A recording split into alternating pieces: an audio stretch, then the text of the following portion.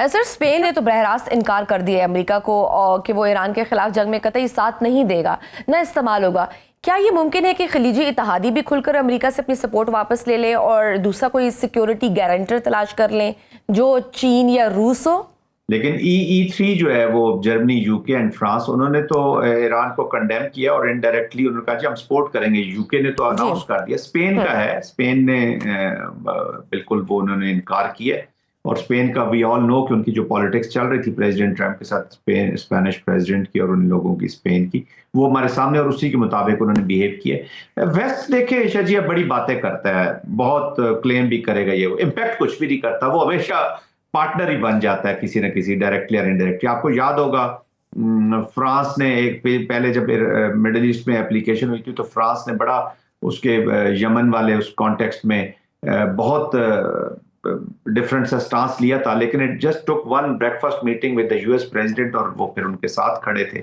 अभी भी ब्रिटिश वगैरह यूक्रेनियन कॉन्टेक्स्ट में जरा डिफरेंट अप्रोच है, लेकिन जब मिडिल ईस्ट की या इस रीजन की कोई चीज आती है तो ऑलमोस्ट वहीं पे जाके खड़े हो जाते हैं। तो वो इतने इफेक्टिव मैं समझता हूँ कि अगर अपोजिशन में भी हुए तो फर्क कोई नहीं पड़ना। War is on.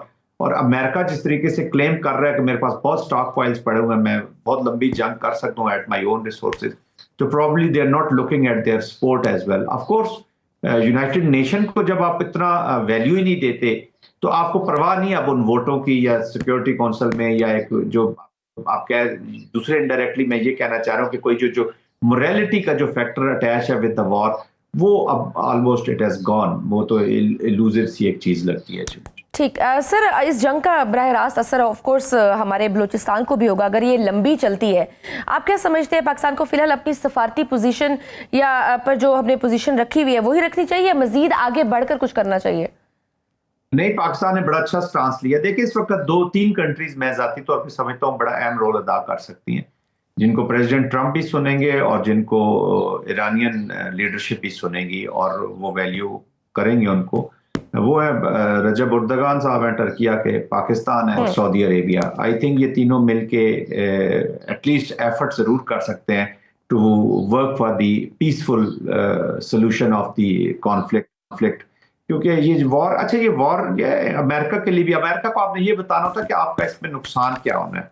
उनका वे ऑफ वर्किंग इस तरह का होता है। उनको ये अगर आप कहेंगे कि आप बंद कर दें, इंसानियत है ये, या इजराइल को कह दें, वो शायद इतना इम्पैक्ट ना करे। क्योंकि ईरान के बारे में अब थोड़ा सा प्रॉब्लम ये हो गया कि जो मिडिल ईस्टर्न कंट्रीज हैं, इवन इंक्लूडिंग सऊदी अरेबिया, वो अब ये थोड़े से डाउटफुल हो गए जिस तरीके से ये रिस्पॉन्स माउंट हुआ है, अनफॉर्चुनेट। और ईरान का अपना एक पॉइंट ऑफ व्यू है, वो उसके ऊपर स्ट्रिक्ट कर रहा है, लेकिन तुर्किया, पाकिस्तान और सऊदी अरेबिया ये तीनों इम्पैक्ट कर सकते हैं।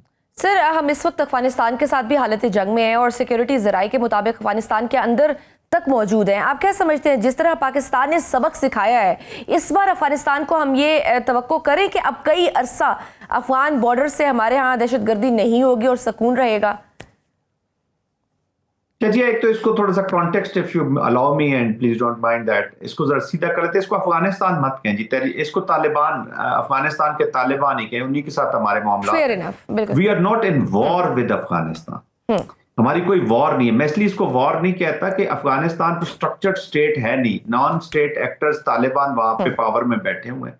You're right. We should use operations कर रहे हैं टू प्रोटेक्ट पाकिस्तान। ये ऑपरेशंस हो रहे हैं, कोई जंग नहीं। Very well said. तो इसको तहरीक तालिबान अफगानिस्तान के साथ ही रखें। They are not representing the people of Afghanistan, ना उनका कुछ स्ट्रक्चर्ड गवर्नमेंट है, इसलिए वो अफगानिस्तान के ऑब्जेक्टिव्स तो है ही नहीं उनके सामने, उनके लोगों के ऑब्जेक्टिव्स तो है ही नहीं उनके सामने। वो तो अपना जो टेररिज्म रिलेटेड इकोनॉमी है उसको प्रोटेक्ट करने के लिए प्रॉक्सी स्पॉन्सर स्टेट इंडिया उसके साथ जुड़े हुए हैं। और जितने ये नॉन स्टेट एक्टर्स हैं पाकिस्तान के, वो भी उसी छतरी में काम कर रहे हैं जहां पे अदर इंटरनेशनल टेररिस्ट ऑर्गेनाइजेशंस, और इन सारों की कोलैबोरेशन करा रहा है तहरीक तालिबान अफगानिस्तान।